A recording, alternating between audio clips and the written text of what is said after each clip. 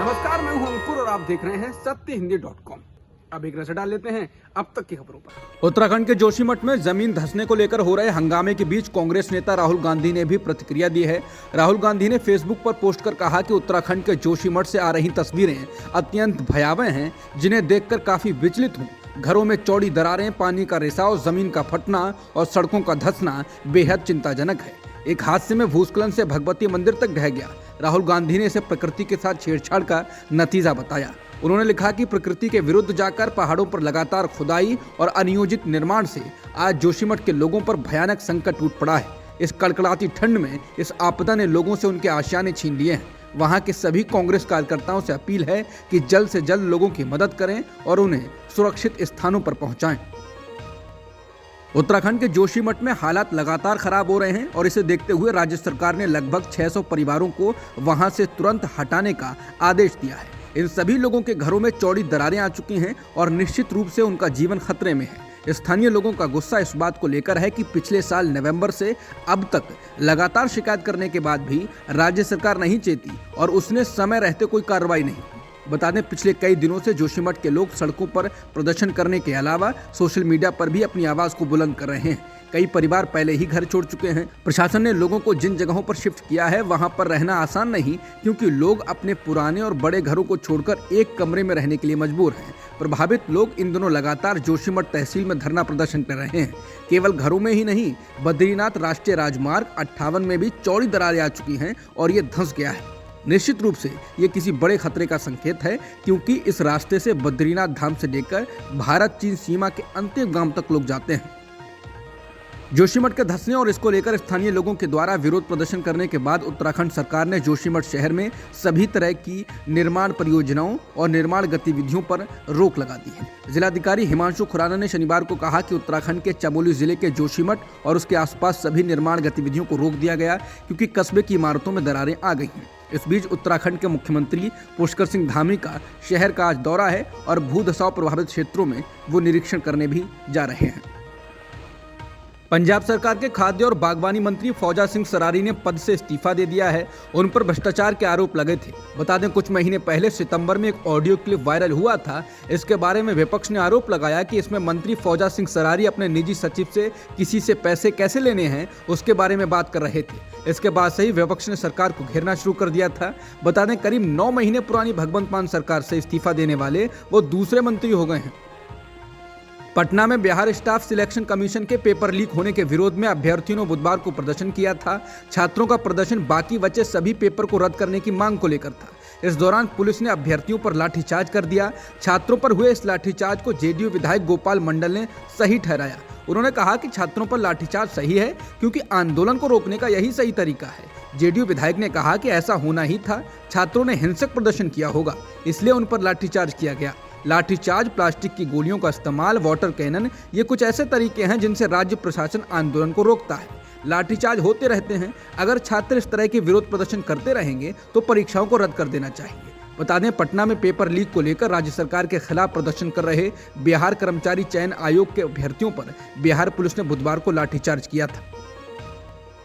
बिहार में आज से जाति सर्वेक्षण शुरू हो रहा है। सर्वेक्षण में प्रत्येक परिवार की आर्थिक स्थिति के साथ साथ केवल जाति को सूचीबद्ध किया जाएगा। इसको लेकर एक दिन पहले ही मुख्यमंत्री नीतीश कुमार ने यह स्पष्ट कर दिया कि प्रत्येक परिवार की आर्थिक स्थिति के साथ साथ केवल जाति सूचीबद्ध की जाएगी, उपजाति नहीं। उन्होंने कहा कि कास्ट सर्वे करने वालों को उचित प्रशिक्षण दिया गया है। बता दें, बिहार में जाति जनगणना को लेकर लंबे समय से नीतीश कुमार और आरजेडी मांग कर रहे थे। इसी मुद्दे को लेकर दोनों दल एक साथ भी नजर आए थे। हालांकि इस मुद्दे पर बीजेपी भी घिर गई, इसलिए विरोध नहीं किया जा सका। नीतीश कुमार ने इसी मुद्दे को लेकर तेजस्वी यादव के साथ पीएम मोदी से मुलाकात की थी। उस वक्त नीतीश कुमार बीजेपी के साथ सरकार में चला रहे थे और तेजस्वी यादव विपक्ष में थे। बिहार में हो रहे कास्ट सर्वे को लेकर प्रदेश के डिप्टी सीएम और राजद नेता तेजस्वी यादव ने प्रतिक्रिया दी है और इसको ऐतिहासिक कदम बताया है। इसके साथ ही तेजस्वी ने बीजेपी को भी निशाने पर लिया। तेजस्वी ने आरोप लगाया है कि इस सर्वे को लेकर बीजेपी डरी हुई है और वो कतई नहीं चाहते थे कि जाति आधारित सर्वेक्षण हो। तेजस्वी ने कहा कि भाजपा गरीब विरोधी है। ये लोग नहीं चाहते थे कि जातिगत जनगणना हो। इन लोगों ने पूरी कोशिश की कि किसी भी प्रकार से सही आंकड़े लोगों के सामने ना आ पाए। समाचार एजेंसी एएनआई से बात करते हुए तेजस्वी यादव ने कहा कि बिहार में बहुत ही ऐतिहासिक काम की शुरुआत आज होने जा रही है। इसका निर्णय बहुत पहले ही हो गया था। लालू जी और हम लोगों की पुरानी मांग रही है, जिसे लेकर हम सड़क पर भी उतरे थे। मनमोहन सिंह की सरकार ने जाति आधारित जनगणना कराई भी थी, लेकिन भाजपा के लोगों ने इसका डेटा करप्ट बता दिया। तेजस्वी ने कहा कि जब मैं विरोधी दल का नेता था तो हमने इसका प्रस्ताव रखा था। इसके लिए प्रधानमंत्री जी से भी मिलकर आए थे। उन्होंने कहा कि इसमें मुख्यमंत्री जी का भी सहयोग मिला। हम सब भारत सरकार से मांग कर रहे थे कि ये होना चाहिए। दिल्ली के पटियाला हाउस कोर्ट ने एयर इंडिया की फ्लाइट में बुजुर्ग महिला पर पेशाब करने वाले शख्स को 14 दिन की न्यायिक हिरासत में भेज दिया है। फैसला आने के बाद अभियुक्त शंकर मिश्रा के वकील ने जमानत याचिका दायर की, जिस पर 11 जनवरी को सुनवाई की जाएगी। पुलिस ने कोर्ट को बताया है कि अभियुक्त जांच में सहयोग नहीं कर रहा है।